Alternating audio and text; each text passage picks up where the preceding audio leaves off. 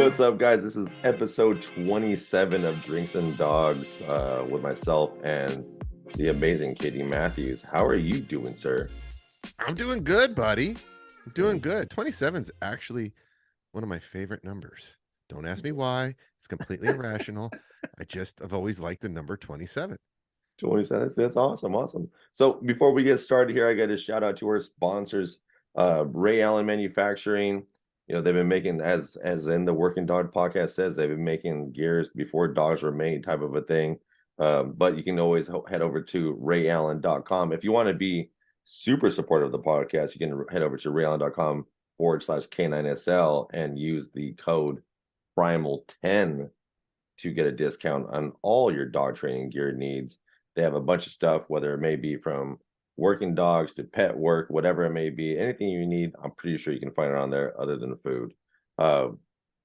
Also, shout out to Margarita's Bar and Grill and Marco specifically for the Dudes and Dress tequila, which we still haven't got out to Katie, which we got to. You got to get that over there, G. So Katie and I can have a good time on here drinking tequila, or when Katie comes down here, which is probably gonna be pretty soon considering some of the plans we have with Ken and Shirley, but that's for a different topic and a Yeah. different podcast as well, as we have things going on. So how has everything been going, brother? I know we did a K9SL where I asked you how your Thanksgiving went and all these other things, but that didn't get recorded, so we have to redo it again. But how was everything going? How was life before we roll into the topics we want to talk about? Good. As usual. I refuse to. Oh, wait a minute, dude. Hold on. Oh, I got to do it. Cheers. Cheers to you, buddy. Not going to say what I'm drinking because they didn't sponsor the show. Neither am I. Right. Everything's been good, mostly because I refuse to accept anything else. Mindset, man. Mindset. I'm right now, I'm like mid-decision. But today's Tuesday that we're recording this. I'm not going to say what time of day it is that we're recording this because I don't need any more judgment on what I'm sipping on. How do you know it's not apple juice, people? You don't know. Saying. Trying to debate whether I'm going to race on Saturday. So the race season has started and I'm pretty out of shape. I've been putting the work in.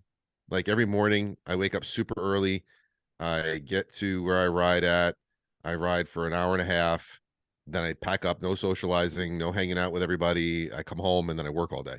So I've been getting the work in on the bike.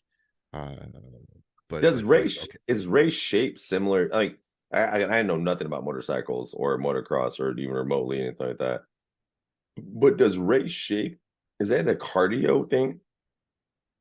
Dude, it is insane muscular endurance. Now, to clarify, I don't do motocross because I don't fly through the air. I'm not there yet. I don't know if I ever will be. I do hare scrambles, which is kind of like an enduro. It's riding through trails and woods and fields and over obstacles but even in the name enduro. Yeah, it's endurance. 90. So my races are 90 minutes long. Damn. So there you go. You're nonstop for 90 minutes. So when you talk about endurance, like if you look at even like any dirt bike professional, sometimes what separates one from everybody else is who they hired for their conditioning. Wow. Like there are big names in the motocross world of guys you hire. It's no different than fighting, man. Like whose camp are you going to? Yeah. Who's your coach? Who's your man? Who's doing that? It's the same thing. And like there are guys who are, that's all they do is they build the conditioning of these athletes. And athletes they are. I mean, yeah, there's some natural talent that comes involved in that activity, like anything else. But the muscular endurance it's nuts because it's a whole, but people think, oh, you're not pedaling. No, you're trying to control 250 pounds of metal that wants you off of it the whole time. and from your forearms to your neck to your core. I mean, my lower back has been super sore, not from injury, but just from weakness, as I've been trying to, get in shape. So it is a massive physical conditioning. And like many things, the best way to get in shape for something is to do it. But then you factor in the mental aspect of it, the mental fatigue. Like I did my first race earlier this year and I didn't finish it. I mean, I ranked, but I couldn't go for the full 90 minutes. And usually in the class that I'm in, not very many people do. But I had to pull off the course, not for physical reasons. I had to pull off the course for mental reasons. I lost all fine motor skills. Like they talk, you talk about, like we talk about fighting, and we talk about things where, you get under massive amounts of mental stress, and then you just start doing weird things.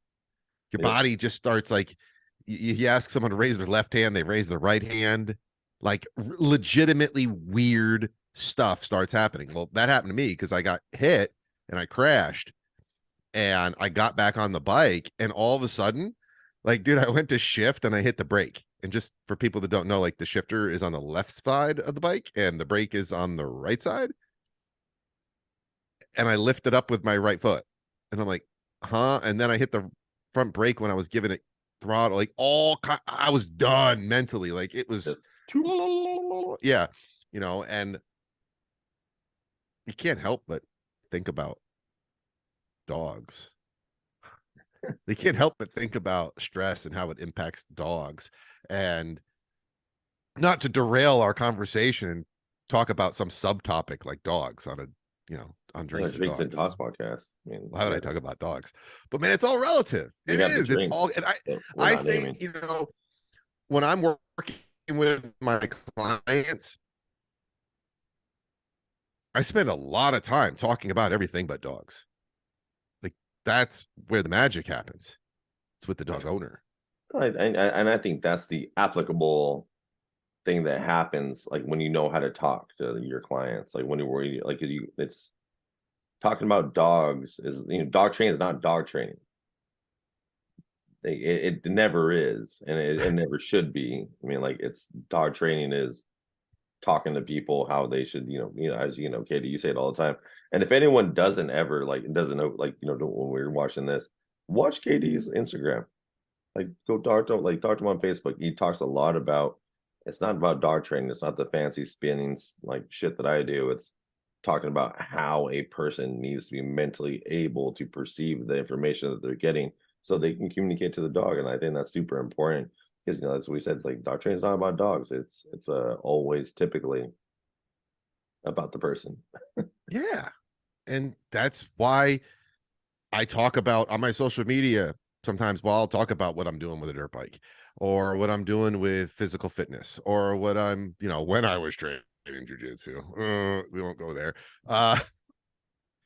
Like the relevant, it's all relevant in several different ways. One, it's relevant because people need to grow. Period. You want to be a better dog owner, you got to be a better owner, which means being a better human. You got to be a stronger version of yourself. And that is where conversations like, okay, yeah, we'll talk about what I'm doing on a dirt bike, or we'll talk about what, you're always doing crazy stuff with, your physical fitness and how you're, I admire what you're doing with the bows and like how you study that art and that craft of using a bow. It's like all these things that we do in life absolutely can potentially impact how we are as a dog owner because it impacts who we are as a person.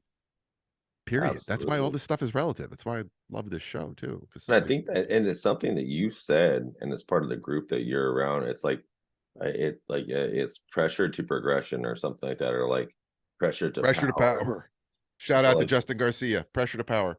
And like, I fully believe in that. Like, that's why so without disclosing too much, this morning with this podcast almost didn't happen because I thought I was going to go to the ER this morning at 3:30 this morning. I had some tremendous stomach pain, and I've had scares with cancer before, where they, they're like, hey, you got a few months to live and then you're gonna die. So like, I have my kid with me too. my daughter Ivy. So I'm like thinking at 3:30 this morning, I'm like, man, am is this it? Like, am I gonna go type of a thing? Like, is this what's gonna happen? Because it was some scary stuff. Like, I'm not gonna get into the body fluid body fluid aspect of what was coming out of my ends here, but it was bad, and it was to the scarcity of that. And I kind of we trucked through it, and I'm like, all right, I don't know what's going on. I'm talking to Aaron. I'm waiting for my daughter to wake up, see how she feels, because I'm thinking like maybe food poisoning from what we ate last night. What was going on. So my daughter wakes up, she's like, Daddy, she's like, my stomach feels bad. Like, well, I'm like, okay, like, and maybe some food poisoning that we both got because we ate the same thing. Yeah, like I've been up since for a certain period of time. So like she has been up for a certain period of time. So she had we obviously got food poisoning from whatever we ate. But I was like, dude, I was like, man, I was like, think like, there's a lot of portions of that where I was like, I mean, I may need to cancel the day because I thought I had to go to the hospital because I was like, oh, maybe maybe this is a serious situation. So I was like, dude, I was like, screw it, like let's just push through it and like let's do the podcast, let's go do what we got to do and have this conversation and all the things because I think it all falls in two when it comes to what we talk about on this is sometimes you gotta do things that it's not like I don't ever want to talk to you on the on the mic, Katie, but like it's like you gotta do things you gotta do in order for the greater power and to show people like, hey, like because you got a little tiny little bug thing doesn't mean you can stop doing what you have to do in every day of your life. And you got to push through, and like that's kind of like that's always been my whole entire life in general is pushing through things you got to do you don't want to do. But Ivy will probably pop in here in a second here and be like, hey, what's up, Uncle Katie? Now that she knows you, she's gonna walk back and forth. Well, I think another big takeaway from this type of situation, and I don't just mean I mean before you really realized it was food poisoning, because you have had some health challenges, right? And you have had some moments where there's some thoughts going through. So I think what's really, really important is how we handle those thoughts and how we handle those situations, right? So that's something that I talk about with my clients a lot is you're now in a moment, you're in a moment in time where something messed up is happening. You got options. You got a whole bunch of options on what you're going to literally physically do, and options on how you're going to think about what's happening and what you're going to do. And So leadership is demonstrated in a big way by how you handle those moments. Personal strength, mindset, how do you handle those moments? I just had this conversation maybe like 2 weeks ago. Um, yeah, I think it was like 2 weeks ago. With my son, right? I remember when he was probably like 5 or 6, maybe little guy, little, and he broke his arm, right? So he was playing with his mother in the living room. I'm in my office, and all of a sudden I hear I hear a scream, right? I'm like, oh boy, that ain't good. And then oh, she's screaming my name, and oh, I come in and he's holding his arm, right? He tripped and fell on the floor and landed the wrong way. I looked at him, I looked at her. I instantly saw I needed to get her out of the room immediately, just based on the energy. I'm not knocking her. I mean, she was upset. She didn't know what to do. She hadn't yeah. been in that situation before. It's a normal So human reaction yeah, and a motherly normal reaction too. yes.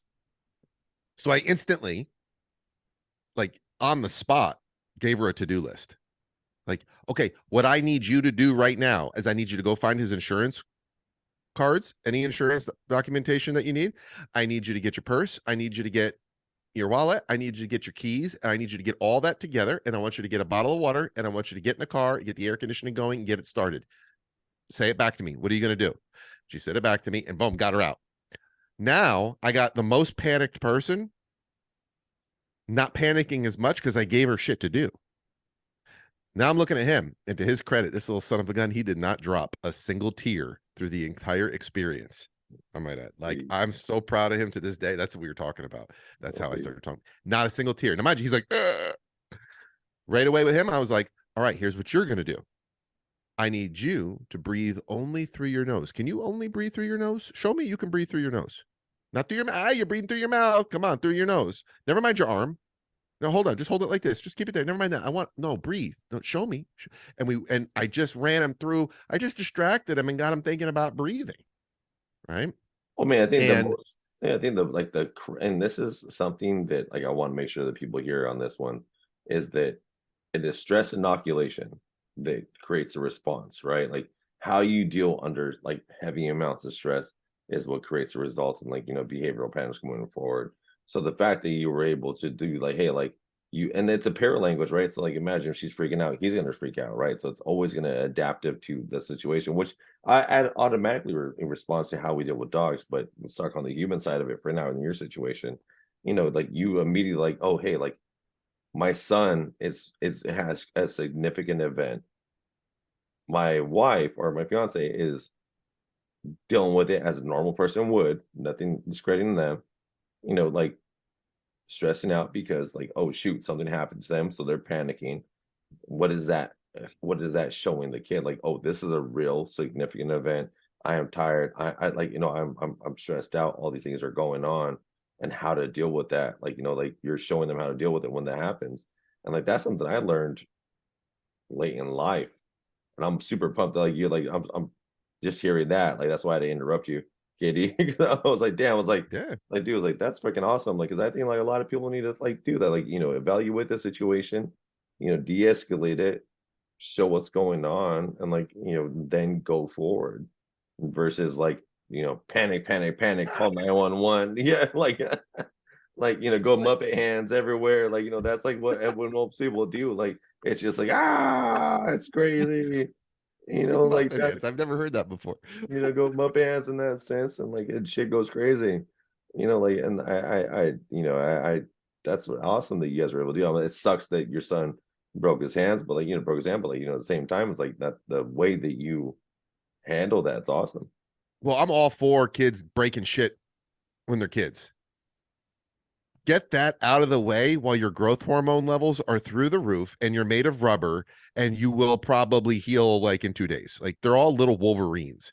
Like when And you're they not break Liver King. bones, huh? And you're not Liver King And and you're that not wants supplements. no, not yet. Not I have let me finish this drink before we talk about Liver King. Do it now. Get it out of the way now because dealing with that stuff as an adult, like no bueno. I mean, my whole adult life now for the past easy 10 years has been trying to undo what I consider to be dysfunctional or needs improvement behavior patterns and mindsets that started when I was a kid that got fed for far too long. And finally, I got in my mid 30s and I'm like, you know what? I don't like this, or this about myself, but I'm actually going to do something about it. I'm not broken. I don't need to fix anything. I just want to change things. I just want to improve. I just want to get stronger. So I'm trying and as a father, like that's my mission is to get him set up in a way that he doesn't have to deal with trying to rewire the system at 45 years old. And it starts with things like, hey, you broke your arm. All right, here's what we're going to do. Here's how we're going to deal with immense pain. Here's how we're going to deal with stress. Here's how we're going to deal with all these things. And guess what, you little son of a gun, you didn't cry. Are you kidding me? You didn't drop a single tear. Like, all right, here, why didn't you? And then we talk about it and we unpack it and then we go through it. Now, the reality is this is how your dog needs to see you. Like, I agree. Something bad happens. The dog is looking at you. The dog is smelling you. The dog is everything you. They know how you feel, Remember, dogs don't know what you're thinking, but they know how you feel. And if you're, and I'm totally gonna use like I've never heard that Muppet Hands thing, by the way. Like I'm gonna use the crap out of that. If you are Muppet Hands in that moment when that dog is charging you from across the park or from across the street, that dog is gonna look at you and be like, all right, well, you don't have your together. So I guess it's on me. And most dogs are simply not equipped to handle that Like type of every stress, dog. that type of pressure. And like this is something that we're going to talk about later because I know you want to bring this up. But even think about in the sense of we domesticated dogs to create them to be biddable. And for people who don't understand what biddability is or biddable is, Google it right now. We'll take 30, but we'll take about like 5 seconds to talk about to brief it so they Google all this. Biddable. Yeah, see, Katie was nicer than I was, which didn't tell you how to spell it. So it means to be dependent or dependent on something, whereas the normal concept, and I think you posted about this recently, Katie, or like within the last year, where dogs are not wolves. And if that doesn't make sense to anybody else, like dogs are not wolves. We domesticated the animal to be a domesticated animal to be biddable to us. So them having free function to do their normal thought process is like we can't allow it's just not there.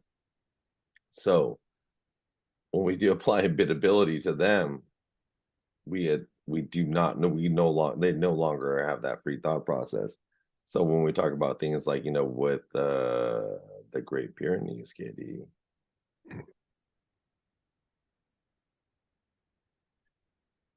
I've been doing some. All right, so the car just came to a stop, and Mike Jones just took us off-roading, flipping into four-wheel drive, turn on the flux capacitor, and let's play some AC/DC. Yeah. All right, folks. I hope you all processed what we were talking about because we got to move on. I'm sure we'll talk about that type of stuff again. All right. So you didn't hear about this until I told you, correct? No. I literally last night I was putting the kid to sleep, and you texted me this, and I'm thinking like, shoot, like what happened online? And then you sent me that, and I'm like, oh, this is clickbait. Like there's no way. I mean, if someone thinks that that's a real thing, like that's pretty. All right.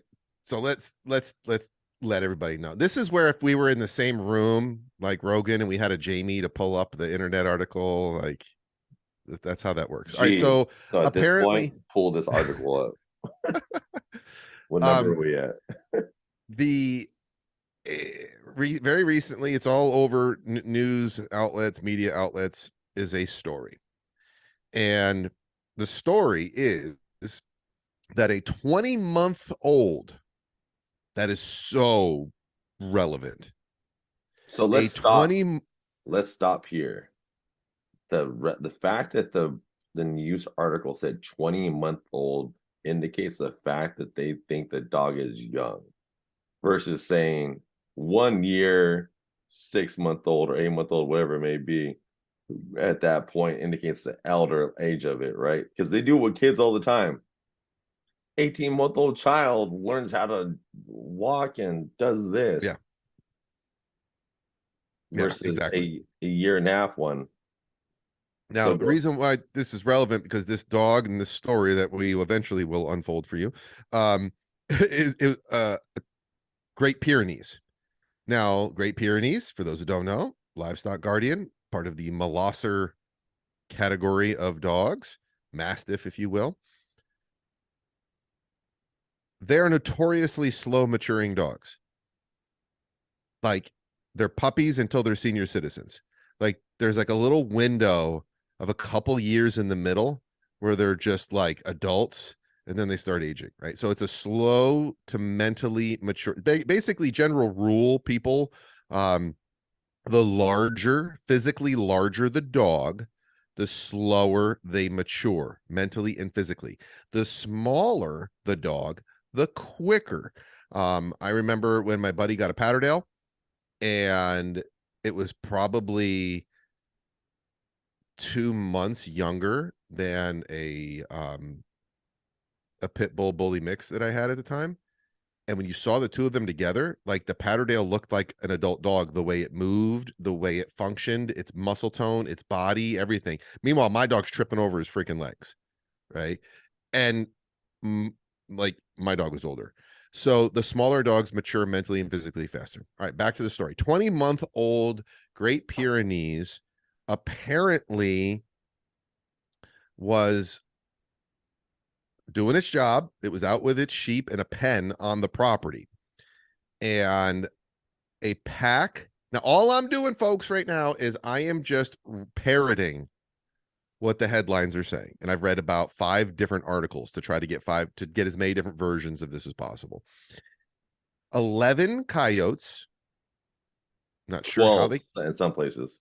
Oh, the story is that the fish is It's getting bigger. expanding, bro. It's expanding. Oh my gosh. This came from a bass to a great white shark pretty quickly.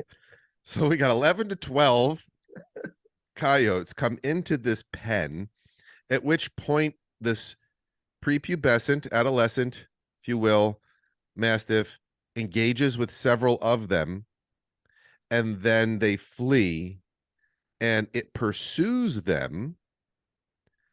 And it isn't until 48 hours later that the dog comes home. The owner apparently just couldn't. It was dark out. Owner didn't follow, didn't try to follow, just heard sounds of combat apparently off in the distance. And the dog came back with some pretty severe abdominal wounds And neck wounds. There was neck wounds too. Yeah, I know so hip in was the missing. vet report that I read was that there was flesh removed on the neck, abdominal, and leg, and then they explained why the coyotes did it because they were trying to kill the dog. And that's where they're saying that, like, hey, this dog is so strong because it dealt with a neck removal. And this is what they said too, like what how the dog was, but there was a 12-inch neck removal of like of skin, so that made it difficult for them to actually restitch everything because there was a 12-inch neck removal of actually like skin, to where they're like, I don't know how we're gonna repair this dog because they fought that many dog or coyotes or whatever it may be. Apparently the dog comes back 48 hours later with all these wounds. I do not know how it was determined. Did the guy go out and just go searching for bodies? That the dog apparently killed 8 of them. 12. No, he killed. I've heard that he killed 8 out of the 12. Go back to the body report now. It's 12 online. No. Yeah, They're even changing the number of coyotes that he killed. It's a dozen now. The hero killed 12. So that's the story. Now, why were Mike and I talking about this last night? Well, like, I'm a skeptic. I am very healthily skeptical. I look at everything based on data, logic, previous experience, previous knowledge, and then I consult with people who have more knowledge and experience than me. And right away, this story doesn't add up. I am not saying that it's 100% false. I'm not saying that at all. No. What I'm saying is the information we are being given doesn't add up. And it's not surprising to see how people are responding to this story online. Like, they are, oh my gosh, like you mentioned, it's a hero story. And it's like, oh my gosh, this is amazing. Da, da, da, da. And meanwhile, I'm like, that dog doesn't have a mark on his face. He fought to the death. He unalived between 8 and 12 yotes, and he doesn't have a single puncture mark on his muzzle. Now, if you know anything about coyotes and you know anything about dog coyote encounters, it's highly unlikely that a dog is going to engage in mortal combat with multiple, let alone one, and not get any puncture wounds at all. Because if you watch coyotes have, their canines are typically longer than domestic dogs, and their style of fighting in those moments, it's frantic, it's feverish, it's for survival. You're gonna get hell. This is not my words. Read this the way another guy who's an expert on this, by the way, put it. He was like, heck, your dog can go into a dog park and get into it with a border collie and come out with more punctures. Like, and I read that, and I was like, you're damn right. Like, something doesn't add up. Now, I'm going to be curious to see if suddenly this dog is going to be up for stud in 6 months to a year, or if there's a kennel that will be formed around this. It reminds me of the old Doggo Argentino propaganda with like a puma hanging from a tree, and it's like, this one dogo defeated a puma. If you know anything about mountain lions, ain't no one dog ain't no single dog. Like, cats are superior. I'm not gonna get, that's a whole separate subject. They're superior predators. At least in their head they think they're superior. Yes. Yes. One-on-one, which means a lot in the dog communication. Yes, absolutely. I'm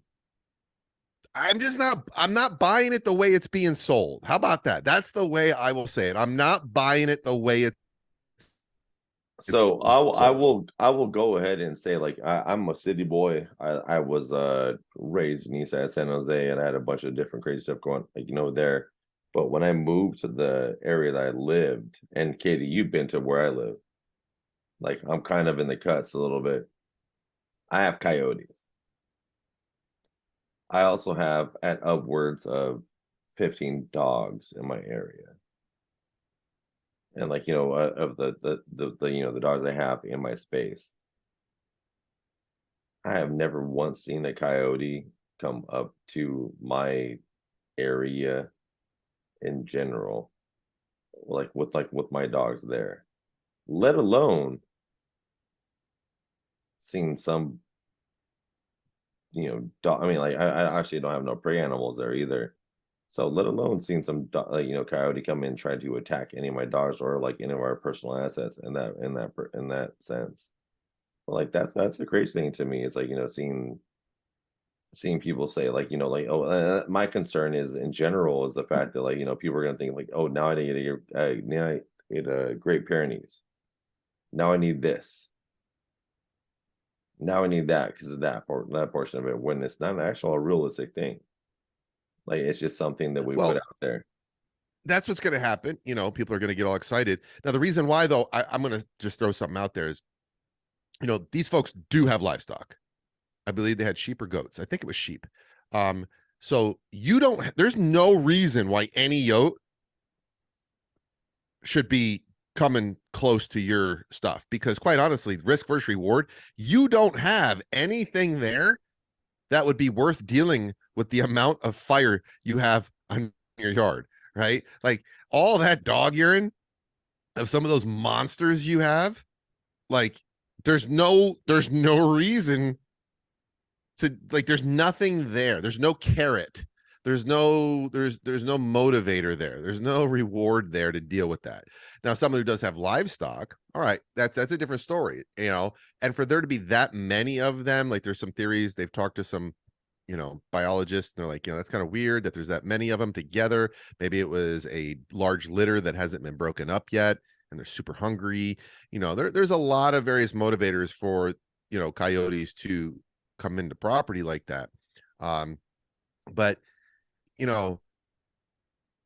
it's, you got to understand what these dogs are for. Now, I'm not a livestock guardian expert, right? I defer to men I know who have, like, forgotten more about livestock guardians than I'll probably ever know.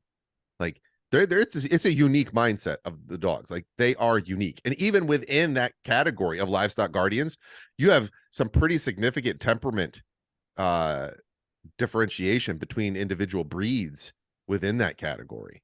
Well, I mean, thinking about the environmental aspect of the both of those. I mean, like, for example, the dog that you're talking about, a 10, 12 month, whatever, 20-month-old dog, 2-year-old dog, they're going to develop differently. I mean, thinking about like Molosser breeds. Let's even go back to protection style versus a Corso versus a Malinois. I mean, think about that, like adaptation to protection versus actual, like, dogs who are supposed to be, defending the whole livestock. Yeah, but that whole I look at things like that and I try to look big picture and I'm just like, okay, let's just watch the sensationalism. There's a word. The sensationalism. They needed a good hero story. And I'm the asshole going, I ain't buying it the way they're selling it. There's something off here. Why do you have to do that, KD? Why can't you just buy into the hero story and just feel good? Well, I like to feel good about truth. I don't like to feel good about fantasies. That's what I did when I believed in Santa. Like, I mean, that's the whole thing, no, right? Like, I'll be the party pooper. so this is why I agree we need to distort the reality of completely positive, overcome things in general. Because then sometimes like you have to deal with the sometimes you have to deal, and especially with dogs. If you want to be, and like there's this like page I found today, it's called White Women Comedy. There's this African American dude who was always like, oh, like he was like, there's a white woman that'll go out there. Like we should get him on the podcast at some time. There's a white woman to go out there and like there's like a mountain lion or something like there that'll go out there and be like, I'll give Snickers some hamburger meat and put it in the back of my Durango, and then he'll be my friend. I rescue this animal. Like, like there's a whole different element to the world that we're not even seeing. And then there's the reality of today where, I mean, shoot, man, like I probably should be in a hospital right now and I'm still on this podcast, dealing with stuff that I have to do. It's like there is so much exposure that we need exposed to the world versus, the lack of transparency that comes to Instagram, that comes through social media, that comes through YouTube, all these other things. We're lacking transparency where we need to actually educate people through all the garbage stuff that's going on there. Well, social media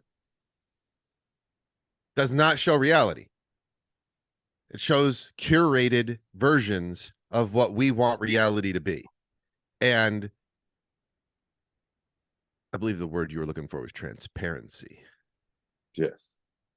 We need transparency. Like we need people to see what's real because this curated, cultivated, artificial reality of what people see on social media, it sets some really bad, dangerous expectations. Standards. And the standards they're completely unreal.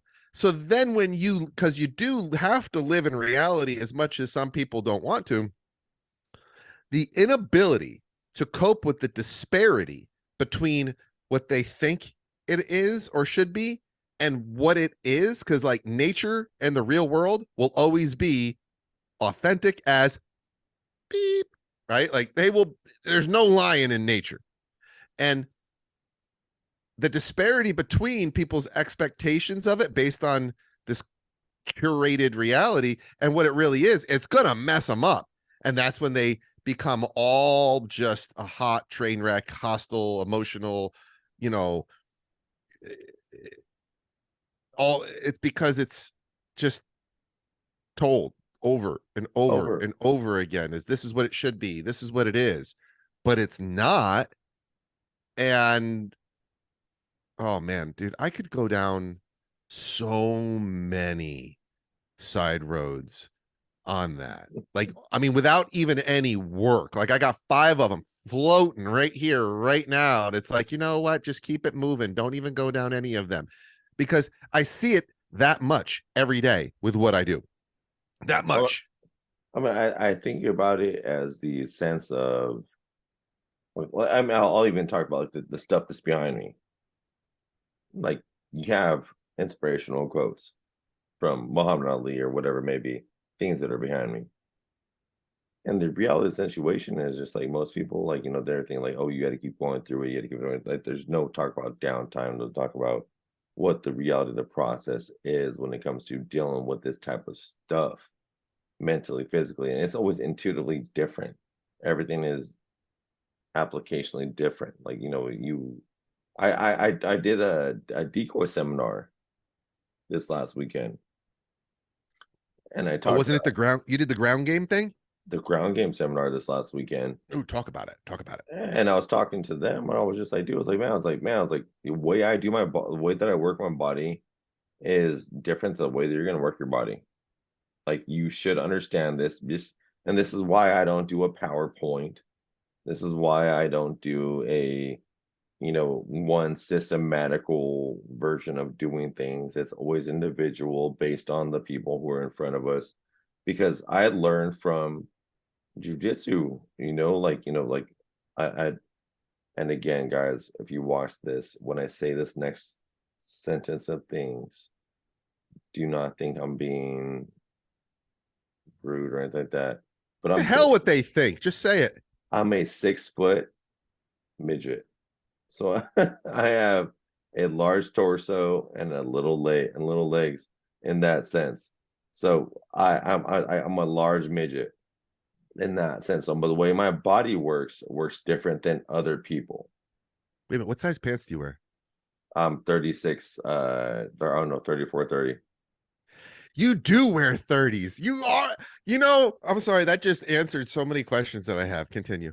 It all makes So, sense now. like I tell people, like, hey, like, you have to learn how to move your body the way that your body works, and it has to be beneficial to you, right? So I show them movements, but I have like, there's a large portion where I feel people get bored in my seminars, where I'm like, because they're waiting for the next thing to do, and I'm like, no, like, focus on this one move and figure out how it makes for your move. So I think about jujitsu, because a lot of times when I I've learned from some very high level world national competitors in jiu-jitsu, mixed martial arts, guys, like Jacques, or like, and there's some people I can name drop, and I can be like, hey, like, these are people that I've learned from, and like things of that nature. But think about it, their body posture is not my body posture. Their body lengths are not my body lengths. I can't do what I can do with my legs that they can do with their legs. I can't do with my arms they can do with their arms. So the same thing I think about it when it comes to the fact of the dog. I'm thinking, I'm like, oh, well, you can't do what I can do, or you don't have the strength level that I have, because I've had to compensate for that. Oh, I just knocked the shit out of my mic. You don't have the strength level I have because I've compensated for my length of leg strength to do this things, like that. So I've had to actually like work more upper body. And then, the thing, I talked to the actual decoys. That's why I kept my decoy seminar so small, was the fact that I was like, dude, I was like, hey, I need to make sure that you guys are physically strong enough to be able to protect the dog and yourself when we're talking about the hit seminar, where we're going all through all the rest of this stuff, which they end up getting the understanding of. But you can tell that it was something that they didn't think of right away, which to me, KD, and I want you to I want you to sideline on this one. To me, it's crazy that this day and age that people don't think about the physicality of a decoy and understanding of what they're talking about, not necessarily the paralanguage, but the actual physical, the like, not just being the guy that gets bit. I mean, completely overlooking the absolutely relevant and mandatory standards of physical aptitude, athleticism, strength, fitness, endurance to be able to safely, responsibly, and intelligently work a dog. Is that what you're referencing, Mike? That 100%. Like no, I am 100% referencing in the sense of like, I mean, dude, like, I've gone through some things in like in the decoy world where I'm like, dude, like, I don't know if I can do this anymore. But like, I feel like it's applicable. But like, I feel like decoys in the sense like that they're just like, and I heard this from decoys, like I'm gonna catch a dog, work a dog, do things like that, because so much influence in sport. They're just like, I'm gonna catch and drive, turn and burn, do things of that. I'm like, dude, like that's not what working a dog is. No, but that's what they think it is because that's what Instagram told them. Yep, TikTok. You know, it's all highlight reel stuff. And then but it happens on all aspects. It's like all facets of this, you see it. So then you'll have people who are, I mean, I've known some people who are absolutely physically talented. You know, go right. I mean, just they got it. They can, their reaction time, their flexibility, I mean, the way they can safely catch a dog, but they don't have a clue the psychological depth of what's taking. Like, no clue. Or even worse, they have a clue and it's the wrong clue. Like it's like, oh my gosh, you're so talented. Like you're physically, like you got it. You got it. But man, I don't want you working my dog. Yeah, it's But just I think that's everything though. I mean, I don't think we didn't just say anything really too profound. I mean, I think any avenue, any activity, you know, you're gonna have people who are like just naturally going to be good at carrying it out. Then you're gonna have people who maybe struggle carrying it out, but they know what's going on, and there's always like that area of future strength. Like, all right, I got to be smarter about what I'm doing. That's where I'm lacking. Oh, I got to get in better shape because I know what to do. I just can't last more than 30 seconds to get it done. And then you got the superstars who are the total package, and they can do both.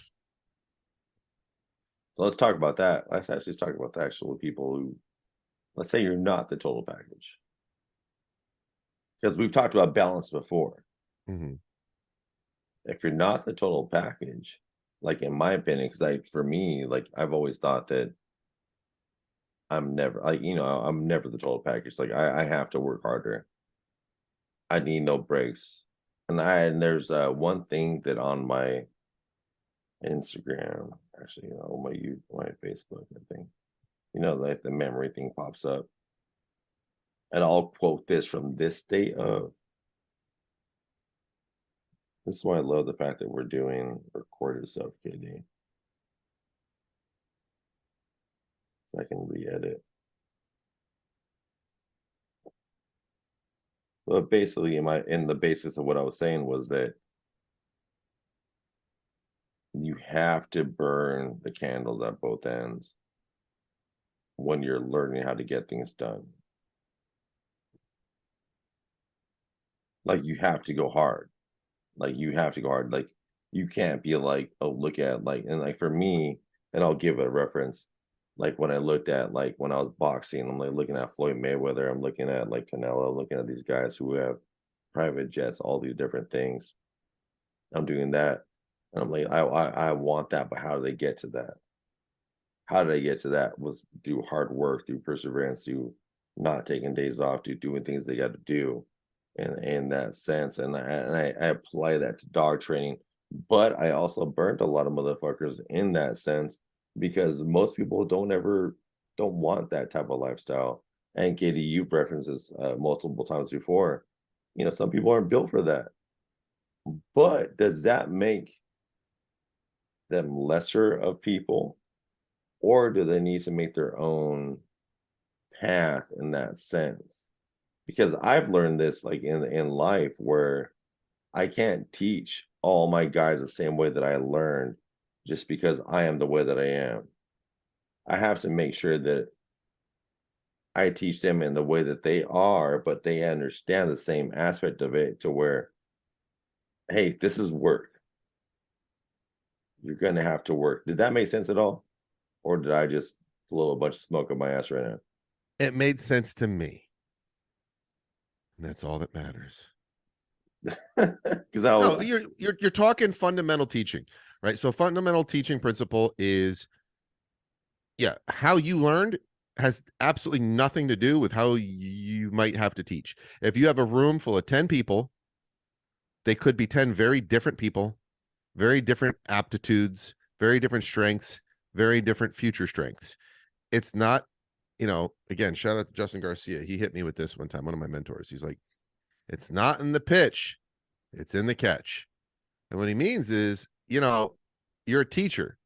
How you threw it doesn't matter if they didn't catch it. You can't blame the student for not catching what you threw. There are exceptions to the rule. We're not talking about exceptions. But it's your job as a teacher to identify how that student is best going to learn. Don't we talk about that with dogs all the time? Train the dog in front of you. It's, I'm very outspoken about cookie cutter training and, a methods based approach. I'm the anti-method guy. I don't know principles over methods, because you have to train the dog in front of you. And different dogs have different reinforcers. Different dogs find different things punishing. Same thing with people. You're teaching people. You got to figure out. So how you learned it, okay, that's cool. It worked for you. You might want to, you can try bringing that into your teaching, but as you're growing as a teacher of anything, that means human and other species, you're constantly, one of the most important attributes of a teacher is being a good student. And a lot of people forget that. I am the teacher. No, okay, but you're also a student. How can I be both? The fact that you asked that question means you shouldn't even be a teacher yet. Like, the teacher is always a student of the student, meaning your job as a teacher is to learn as much as you can about those you're trying to teach. So you're learning who they are. You should be listening. You should be observing. You should be watching all those pitches and see what balls they're dropping, and then figure out why they're dropping them, and then make your adjustments. See if they're still dropping. Make your adjustment. See if they're still dropping. Make your adjustment. Oh, they held that one. Why did they hold that one? And then you refine the process. And this can happen in a matter of minutes. This could be happening over weeks. It all depends on the nature of the teacher-student relationship and what's going on, what you're trying to teach. So people who aren't the total package, that's how we got on this. Like, if you're not the total package, that's fine. I mean, not many None of people us are. are. No, just No one don't, is. you don't view yourself as broken. You just view yourself as, I got some future strengths. And listen, like, this is nothing I came up with. This is stuff I learned from my mentors. Looking at what you need to work on and just putting in the dang work. And yeah, you're going to have some late nights. You're going to have some long days. You're going to have some tough sessions, and you just push through them if you want to be better, if you want to be stronger. And this is to somebody, because we talked about this being a lifestyle podcast before. This is to people who maybe be watching this right now and like being like, oh damn, like, I get you guys are on tangents or whatever it may be. But like, in the reality situation is that, I mean, I'll speak on myself per se, is that, I mean, man, like, I've been through some traumatic situations. Like, I sometimes figure out how to deal with behavioral issues. I have to deal with my own self and how to cope with them and deal with like pressure, release all these different things on my own self to individually be like, okay, I have to work with the dog that's in front of me. And it all kind of, I think in general, well, if you learn how to not master yourself but maintain yourself and learn how to reward specific behaviors but also neglect or correct certain behaviors, that helps you with dealing with dogs who have some issues. If you learn how to deal with yourself in general, you can learn how to deal with a dog who may want to maul you, and that's how it happened for me. Like, I've had dog, like, that's all I got. I got the dogs that I got, or where the dogs were, you know, no other trainer would take. I mean, some of the most world renowned trainers that I had that are in my area, they sent to me because they wouldn't take. But I was willing to challenge that, because at that time, and still now and always, I understood mentally, like, okay, if I wouldn't take that dog, that's because I wasn't mentally ready to take that dog. Mm-hmm. So then I was like, let me challenge myself. Let's go. Let's get it. Let's do this. Let's challenge myself and let's do that. And we ended up doing it. You know what I mean? Like, it's that pair of lanes we talked about. You gotta be ready for it, right, Kitty? You be ready for anything. Yeah. And these are all the things that will help a dog owner improve life with their dog. Like this is what I work on with my clients. It is I hardly ever talk about how to hold a damn leash. I mean, do we mention it? Yeah. But well, wait a minute. Okay. Tangent. More vent, rant, whatever. Dude, people struggle with long lines. Yeah. I think one of the most frequent reminders or things I have to say. I don't think there's anything I've had to comment on more than stop bunching the line up in your hands. People have this obsession with holding 50 foot of long line in their right hand and spooling it up and reeling it out and spooling it up and reeling it out. I'm like, drop the line. I'm sorry. I just had to say that because I mentioned leashes and then it made me think of that. And I just had to tell someone the other day, drop the line. And for any dog owners listening or like people listening, guys, stop bunching the long line up in your hands. Like, just stop doing it. Just drop it. Just let it flow. Let it flow. Let the long line flow. People ask me, can I put a pinch on my dog yet? I'm like, yeah, you can't even handle a long line. When you can handle a long line, just not trip over it. Just not like, and then you want to worry about giving timely and appropriate and fair corrections. But anyway, I digress. Yeah, man. None of us are the total package. And we have to accept that, embrace it, not whine about it, and be excited. Be excited at the opportunity to improve upon it and build build our package. That sounds funny. Build our pack. I'm still 12 years old. We stayed 13. Forever. Forever young. Oh my goodness.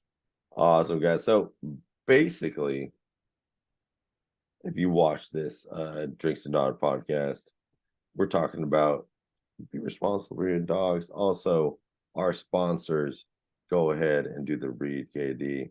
Who was our sponsor? Well, I mean, big shout out to Ray Allen Manufacturing, USA based, USA built, quality products, not just. And hey, guys, I'm not reading anything. This is what I know about the company.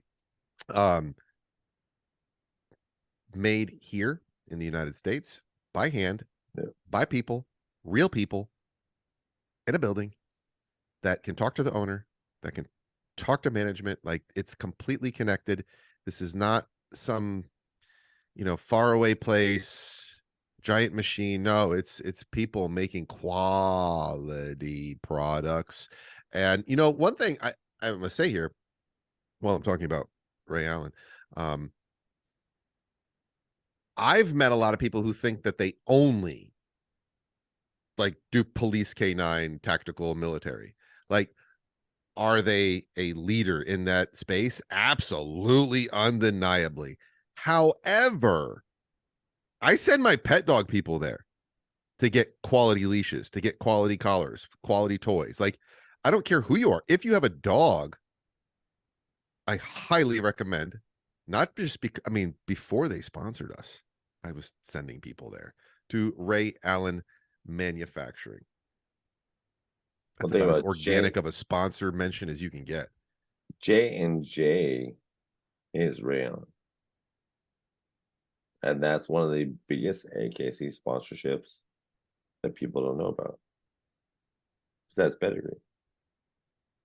So what Katie said is kind of, automatically that's fluid. That's there. All right, guys. So again, thank you. This is episode 27. Thank you, KD. Love you. Thank you, man, for sucking it up and hanging out today for this. I know you're not feeling well.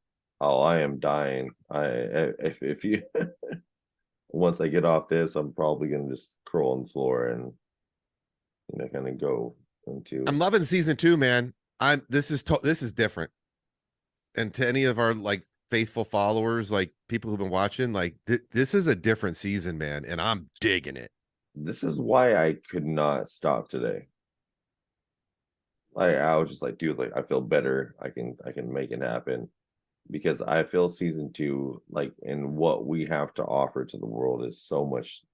It's so much more important. Like Yep. I'm It's pumped so up much more with it. important than your butt. Yeah, I mean, like besides the fact that I'm gonna throw up in my fucking tub I have that I'll get over here. But like, in the same thing, like, I'm very pumped with season 2 with a lot of stuff we have to go. But so I appreciate you, brother. Appreciate you. I'm Thank gonna you, go everybody watching.